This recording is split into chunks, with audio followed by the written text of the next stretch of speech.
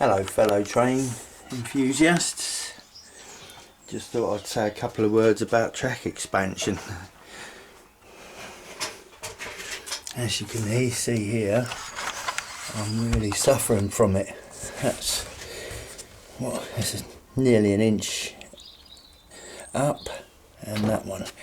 Now these are made up with a third rail, so you can see how much it's distorted the centre rail there. Now this two rail one isn't quite as bad, but it is starting to snake a bit. Obviously with a third rail glued onto the standard Pico Code 100 track, then there's obviously another rail to push and cause expanding. Now you might think that I didn't put any expansion joints in this, but when I built this part during this, I think it was the second lockdown, I lost count now, it was quite sunny and I did leave some gaps, but now being England, it's gone 1 degree above freezing and my track's all twisting up, which is a bit of a shame. So I'm going to have to put a lot of gaps in there, a lot of small gaps rather than one big one. The trouble with that is going to be noisy. I didn't really want that, but it's a lesser of two evils. Here, this has been ballasted and is already starting to break away from there. Here I did leave a gap, but it's not enough. I can't cut slots in the corner, so I think I'm going to have to go here and here. That is a bit of a shame, but has to be done, I suppose. It just means there's more for me to do crawling over the back, but I do have to ballast that somehow. I'm not quite sure how I'm going to get around the expansion issue. This is in a shed. My former layout was in a loft, and that loft used to get really hot in summer and really cold in winter, and yet I never really had any expansion problems. But to be fair, I hadn't ballasted it then and all those niceties. Well, that's it really. I have done a little bit more on my sky there, where it was where the plaster was damaged from former use of this end of the shed before I took it over from the trains. It used to be my son with his weights, and obviously got a bit overzealous there and smashed some holes in the wall. Well, not holes, but dinks. And then I've got the gaps around here as well, all the way round. I wasn't going to get too finicky about that, but seeing as I've had to go and buy some more paint anyway, thought I might as well just do it and make it look a bit better. As you can see, I'd already done that end, and the paint I had stopped there, and because I mixed it myself out of old stuff that I'd left, it's very difficult to match it again. So with that in mind, I've cut a small piece out from over that corner. You can just see it behind in that corner there. Cut a small square out, took it to B&Q, and they've matched it for me, and it's really quite good, I have to say. So now I'm going to do the top bit up there, covering these slots, do the whole thing round in one go again, and then I'm going to put some more clouds in, but maybe with a bit of a more realistic view. Obviously it's a bit of a nuisance having to paint around the back scene, especially when you've got to climb up on top of here. I have made it strong enough, but unfortunately I had a bit of an industrial accident and I've got some broken ribs, so that might have to wait a little bit. Okay, cheers.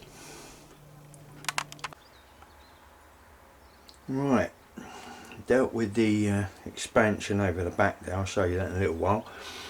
But here, unlike the back part, this has already been ballasted.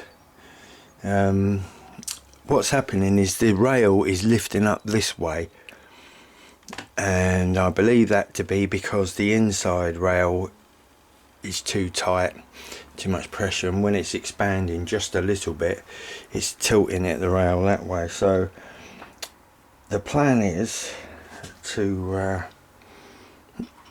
move the connector here. I'm hopefully going to cut away the little bits of plastic, push the connector back, then cut a little bit out, and then push the connector back again. That's the plan anyway. Let's see how that goes.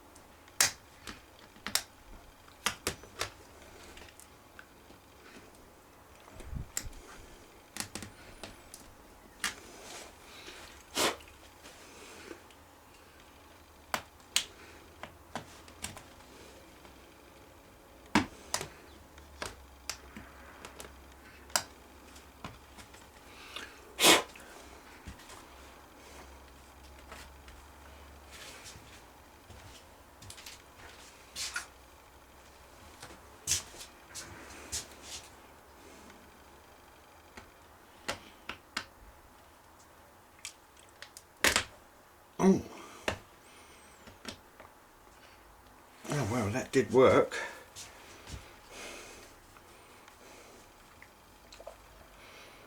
Now hopefully cut that and relieve the tension.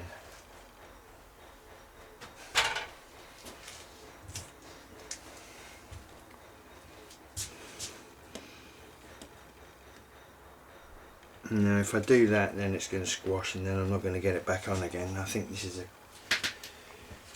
occasion for a Dremel.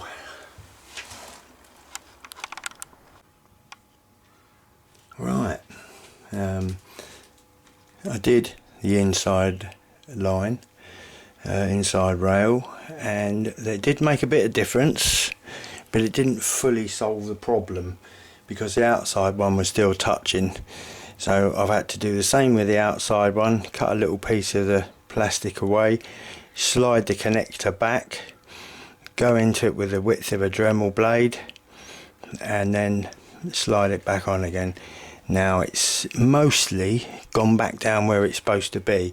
It has got a slight raise there which I can still push down, but I think that's just where it's got bent over time, and I suspect that if I pin that down, that might solve that problem. And it has got a little bit of a rise which can be seen.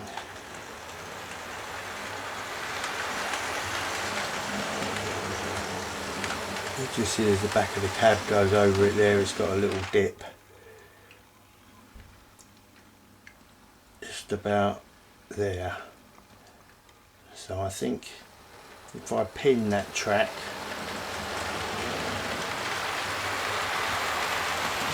yeah, I think what's happening there is this little bit is raised and it's making the train go up like that and then down. So I'll pin that. Usually I just glue stuff down because I'm trying to stop the resonance of the sound going through to the baseboard, which acts like a big wooden speaker and makes it very noisy. So having done that, I've now noticed that this one here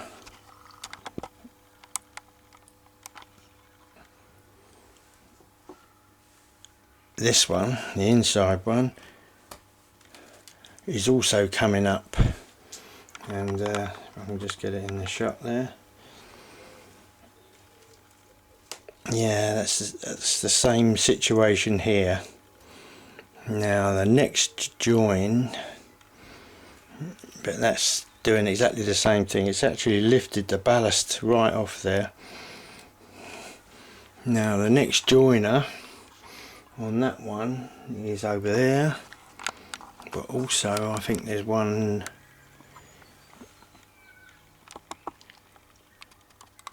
here. So hold on, yeah, there's a joiner there, and I can see that the inside one is pressed fully. There's no gap there.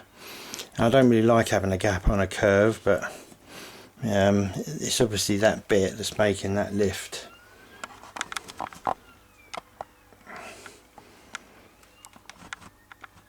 Yeah, it's obviously that bit that's making it lift, so I'm going to have to sort that bit out. Meantime,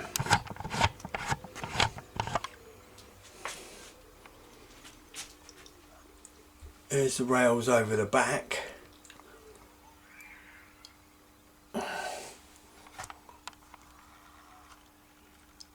And they're all straight now and not lifted off the ground. So that was quite simple to do because it wasn't ballasted, just a case of cutting a few slots and putting new connectors on.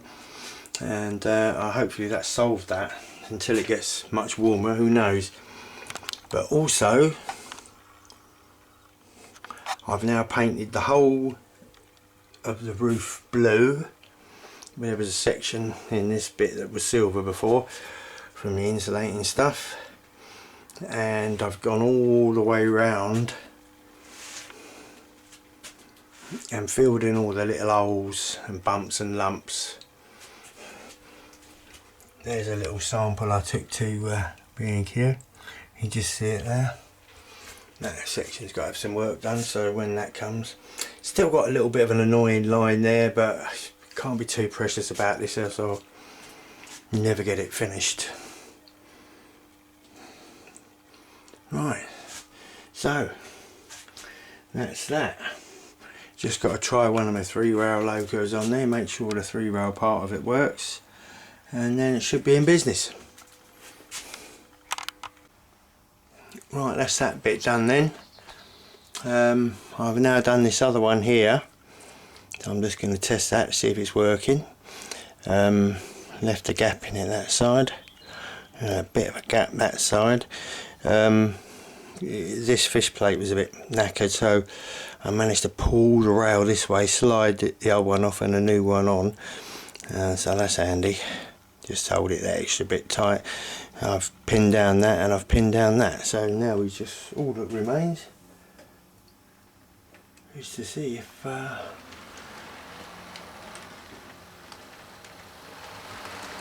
it's a lot better. It's not dipping, the cab's not dipping now, so that's good. And then we got this one.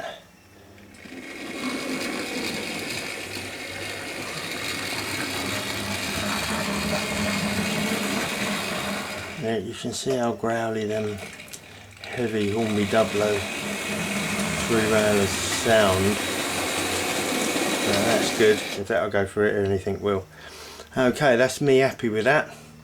And that concludes my video on track expansion and how I've dealt with it.